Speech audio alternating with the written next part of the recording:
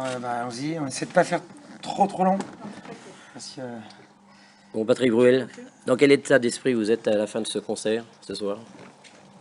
très heureux, très touché, très ému, très content, euphorique même. Et sur un plan plus précis, très satisfait de la marge de progression de chaque concert. Chaque jour est mieux, chaque jour est plus fort. Les nouvelles idées s'installent. C'est un Très, concert qui évolue. tout le Vous, temps. vous le faites évoluer à chaque rendez-vous. Ouais, on en est au 15e, 16e concert. Mais on trouve, oui, parce qu'on trouve toujours, il y a toujours quelque chose qui peut être amélioré.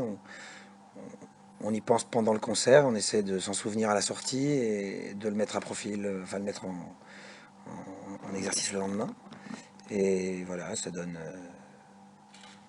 C'est aussi bien pour nous, pour les musiciens, pour moi, de ne pas avoir trop de répit, de jamais s'endormir. Mais enfin, c'est un peu ma marque de fabrique, j'ai toujours fait ça, que ce soit au théâtre ou sur scène. C'est-à-dire que le public dijonnais qui était là ce soir reviendra en novembre, il ne verra pas forcément tout à fait le même concert. Pas forcément, non. Non, il y aura des choses qui ont évolué, il y aura des choses peut-être un peu mieux, peut-être des choses qui auront disparu, peut-être des choses qui seront arrivées. Et là, c'est pour être au top à Bercy dans quelques jours? Oui, non, mais pas qu'à Bercy. Chaque ville est importante. Paris est un rendez-vous peut-être un poil plus solennel, mais j'ai pas plus d'excitation à être à Paris qu'à être en Côte d'Or. Moi, revenir à Dijon, pour moi, ça a toujours été totalement fou ici. Donc, je suis content qu'il y ait cette salle là, qui est vraiment superbe, comparé à cet endroit où on chantait avant. Là, Palais des Sports qui ou était- le Forum? là où on se tapait le mur qui me prenait dans la tronche. Là, et je On disais, se rappelle des salles quand on a un artiste comme ça où on passe, où elles sont mauvaises en plus. ben, surtout quand on a œuvré pour que les Zéniths existent, donc je suis assez content. Moi, il y a 4-5 villes où je suis assez fier d'avoir un peu œuvré, donc je suis content, non, c'est bien. Puis c'est des Justement, je moments, fais partie de la génération FM, on a à peu près le même parcours en années, et vous êtes un des seuls artistes que l'on suit depuis le début, parce que bon, on a passé vos 45 tours, maintenant on passe un petit peu tout ce qui vient aussi. Vous êtes un des seuls que l'on suit, ça vous fait quelque chose de savoir que on est tous de la même génération, qu'on a fait partie de cette Bruelmania et qui est toujours là? ben, ça me touche beaucoup de voir ce qui se passe dans les salles. C'est vrai que ce renouvellement, à la fois, il y a un renouvellement, mais à la fois, il y a une fidélité phénoménale des gens qui avaient 15 ans il y a 20 ans, qui sont là. Hein. Les femmes de 35 ans sont là, mais alors, elles ont une énergie extraordinaire. Mais c'est surtout l'arrivée des 15-20 ans là, qui reviennent et qui étaient pas là spécialement il y a 6-7 ans, qui n'étaient pas là. Et ce retour, il est très touchant. Alors, après, on en explique les raisons, je sais pas trop. Moi, j'arrive pas à les expliquer. Peut-être des chansons, peut-être She's Gone, peut-être certaines émissions de télé, peut-être des films, peut-être le prénom, peut-être, je ne sais pas, peut-être plein de choses. Mais en tout cas, ça donne une énergie et ça insuffle quelque chose qui, aujourd'hui, avec je dirais, le recul, la distance et un peu plus de maturité par rapport au spectacle, euh, ça, allié à l'énergie qu'il y a dans la salle et à ce qui arrive à se dégager et qui est éminemment contrôlé en fait, parce que avec un public comme ça, tout pourrait partir. Hein. Et c'est très contrôlé. Ça fait aujourd'hui que enfin, je pense que c'est mon meilleur spectacle. Oui, vous l'avez plus dans la poche, le public maintenant, vous Alors le j'ai toujours eu, maîtrisez surtout. je l'ai toujours eu avec moi. Je le maîtrisais moins parce que je savais moins bien le faire. Mais c'est aussi un public qui, à l'époque, en 90, pouvait avoir une folie totale, mais s'arrêtait complètement sur musique vieille ou sur Jeff, et qui est pas une mouche qui vole aussi. Les gens savaient écouter. Mais la description qu'on en faisait, que les médias faisaient, était peut-être un peu différente de la réalité. Qu'est-ce que vous ressentez justement quand le public se met à chanter à fond, puis après plus un bruit, et puis après à murmurer? Comment vous voyez? Ben, j'ai retweeté une fille là l'autre jour qui a écrit tout un truc très joli, puis qui a fini par On a bien grandi. Ouais. Et j'ai beaucoup aimé ça parce que c'est tout à fait juste. On a, on a installé des codes. Puis il y a une manière d'amener les choses aussi. C'est un public qui est très fin. Enfin, on peut tout faire passer, on peut dire beaucoup de choses. On le fait passer quand même par beaucoup de stades. Hein. C'est quand même assez gonflé. On va de choses assez traditionnelles, certaines chansons revisitées, mais enfin ça c'était pas trop risqué.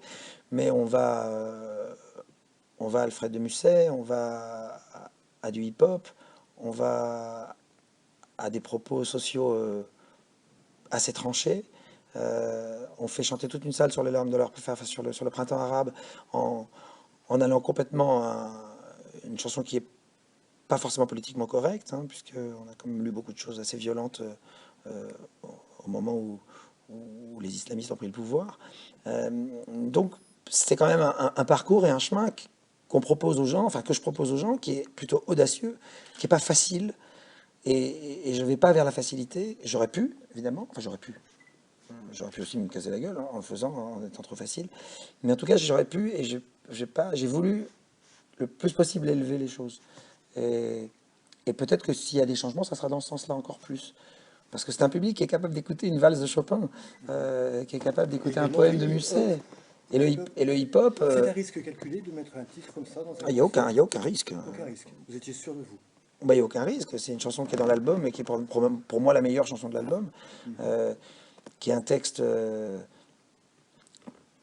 Enfin, c'est une chanson qu'on avait, mais qui n'avait pas son costume. C'était une chanson qui était guitare-voix d'abord, donc il manquait de puissance. Ensuite, elle a été pop. Ensuite, elle a été rock. Ensuite, elle a été hard rock. Elle me plaisait pas.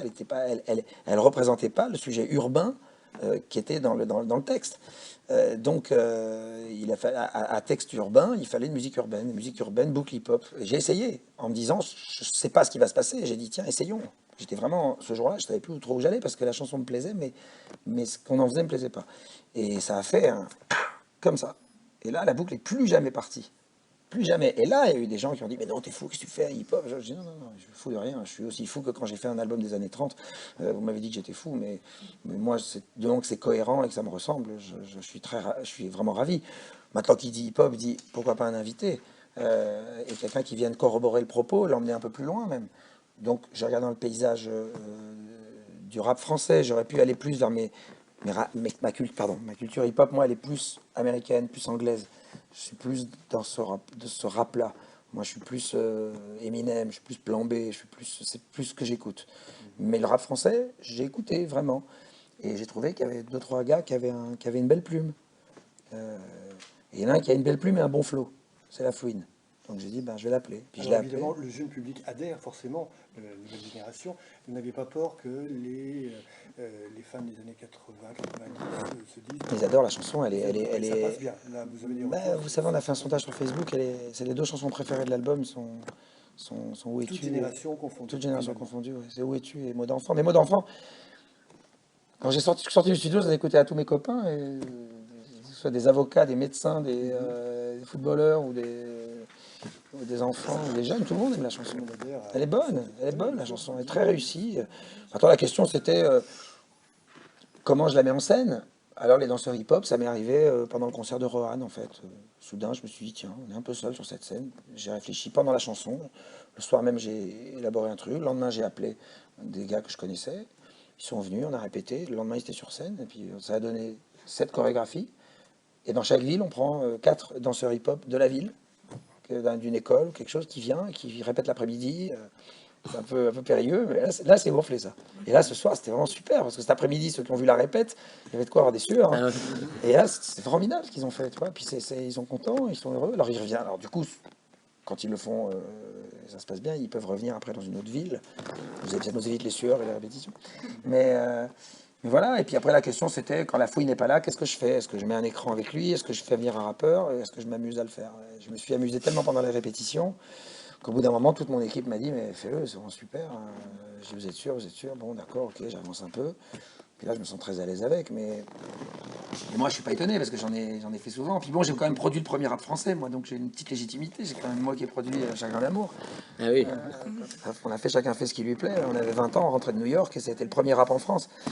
Donc voilà, au moins, si on me dit, alors le rap, vous, bah aussi, quand même. Alors la tournée actuellement, qui va se poursuivre encore pendant une grosse année, et puis vous avez une belle surprise pour cet été, au mois d'août, Il y a le je tournage. crois, au niveau du tournage, avec une actrice vous allez tourner avec une actrice, c'est un rêve, c'est un rêve qui se réalise. Ah, surtout que pour la Boom 2, vous deviez être normalement Ouais. celui qui allait embrasser Sophie Marceau. Ouais. C'est Pierre Cosso qui a pris la place. Voilà. Donc, moi, Donc finalement, quelques années après, ça revient. j'ai attendu quelques années, puis maintenant ça va être moi. Alors ça Mais s'appelle il Les va falloir, il Missionnaires. va falloir attendre. Mais c'est pas encore sûr le titre. Ah bon? Non. C'est à cause de quoi? Soit religieux ou Non, soit la position? parce qu'il n'est pas très bon, je trouve, le titre. On n'est pas sûr.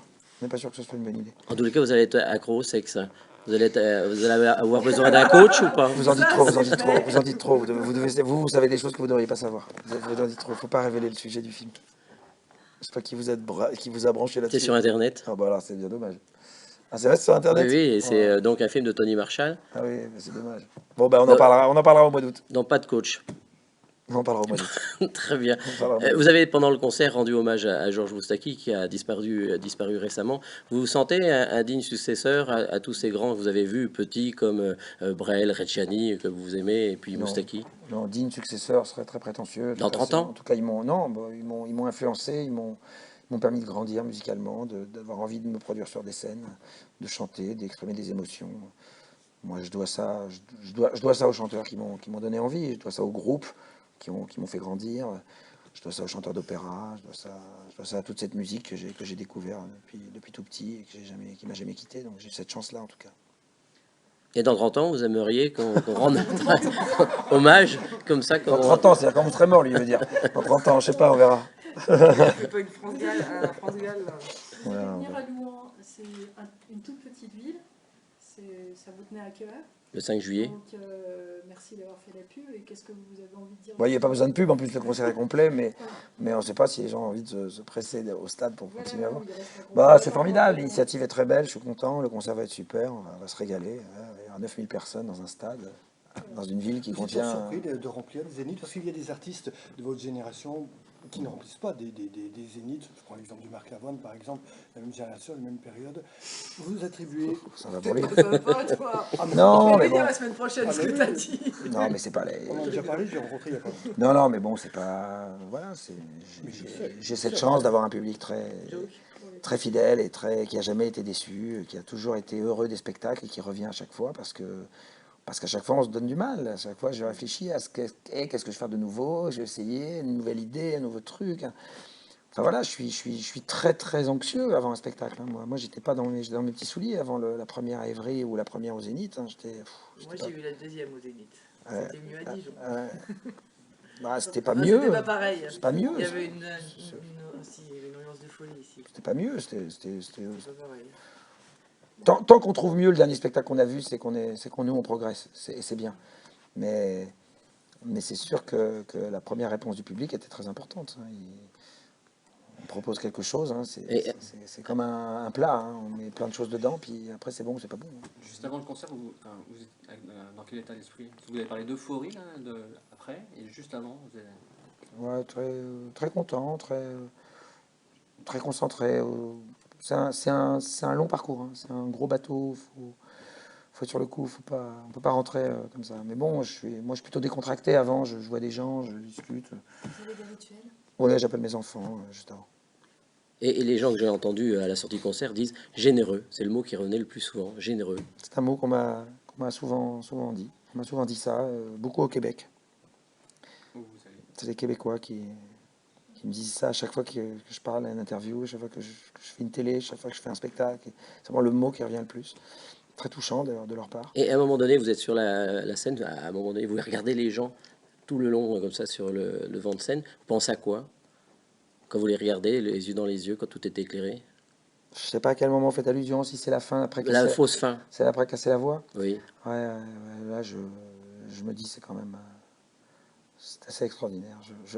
À la fois je reviens sur Terre, je suis sur mon nuage puis je reviens sur Terre et je réalise ce qui est en train de se passer quand même et qui dure depuis 25 ans, je sais pas combien. C'est juste Vous êtes incroyable. toujours étonné, Ouais, étonné vraiment. que le public reprenne vos chansons. Je peux pas être étonné quand ils le font tous les soirs, mais je suis ému à chaque fois.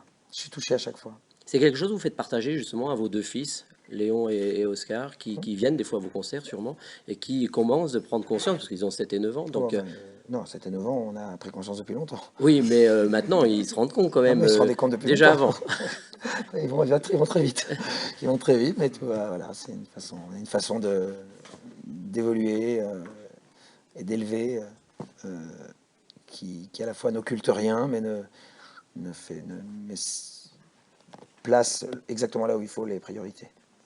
Donc, Ça s'arrête le succès, comment ça vous angoisse non, c'est pas peur que ça s'arrête. On a tous peur que ça s'arrête. On a peur que tout s'arrête, parce qu'on a tous peur de mourir. Donc on a peur que ça s'arrête, forcément.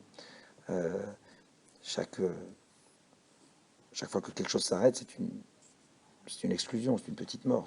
En psychanalyse, c'est comme ça que ça s'appelle. Le succès, ça veut dire on vous aime. Plus de succès, ça veut dire on vous aime plus. Donc si c'est comme sous cet angle-là, c'est très triste. Voilà. Après, il faut en expliquer les raisons. Pour l'instant, Mais vous, on vous ça aime se passe bien. dans la chanson et au cinéma. Bah, Donc, comme Yves Montand à je l'époque me donne aussi. du mal. Je me donne beaucoup de mal pour bien choisir mes films, par exemple, ou bien choisir mes pièces, ou bien choisir les chansons. Et attendre 6 ans pour faire un album, pour qu'au moins il ait cette résonance. Et que, bien sûr, 450 000 personnes qui ont l'album, ça me touche, ça me fait plaisir. Mais les silences qu'il y a dans la salle quand ils écoutent les chansons, ça c'est beaucoup plus important. Ça, c'est superbe. Lequel de nous, justement, il est tellement chargé émotionnellement, vous l'avez écrit pour la scène, en pensant à la scène ou... Bah, à la fois les deux. Parce qu'il est orchestré complètement, là. Les chansons, c'est plus les mêmes en fait. Ah si. Bah, il y a du rock, c'est lourd. Ah bah non. L'album, il est... Ah bah non. Vous prenez les chansons de l'album, elles sont orchestrées pareil. Hein. Ouais, Dans ces moments-là, elle est c'est pareille. enfin, Où es-tu, elle est exactement pareille. C'est que la puissance scénique vous donne un côté... Le côté pop-rock d'Où es-tu, elle est dedans. Hein. Elle est presque la même. Je sais pas les autres chansons qui ont... C'est cassé la voix, surtout qui a changé de tête. Oui. ouais, c'est sûr. Moi, je l'ai reçu différemment, en fait, vraiment. Mais tant mieux. Si l'album vous paraît un peu plus... il a été pensé pour la scène. Après, il a peut-être été... Il est plus scénique là qu'il n'est sur l'album, certainement. Justement, quand on parle de Où es-tu, c'est vraiment un vrai message. En plus, c'est en plein dans l'actu. Ces 2 journalistes disparus en Syrie. Donc, c'est vraiment un message qui peut passer tout le temps. Et en plein dans l'actu. En plein dans l'actu. En plein dans l'actu. Moi, je l'ai écrit dans l'actu au moment de Florence Aubenas. Et là, il est dans l'actu aujourd'hui, encore une fois. Et il va malheureusement l'être beaucoup. Ouais. Bien, ben, je crois qu'on va terminer là. C'est gentil. Merci. Donc, on va rappeler où serait le 23 novembre ici aux Zénith de Dijon. Oui. Avant le 5 juillet à Louan. Oui. Donc, très bourguignon. Ça vous a fait plaisir, ces petits bancs bourguignons ce soir? J'adore. Je me disais, mais ils vont le faire quand? Donc, vous l'attendiez. Ils le font tout le temps. Vous pourriez le faire là? À la radio, franchement. Merci Patrick. Merci à vous. Est-ce que vous pouvez me faire... C'est Patrick Bruel avec Fréquence Plus. Vas-y. Salut, c'est Patrick Bruel sur Fréquence Plus. Et je reviens à Dijon le 23 novembre. Et je reviens à Dijon le 23 novembre. Merci.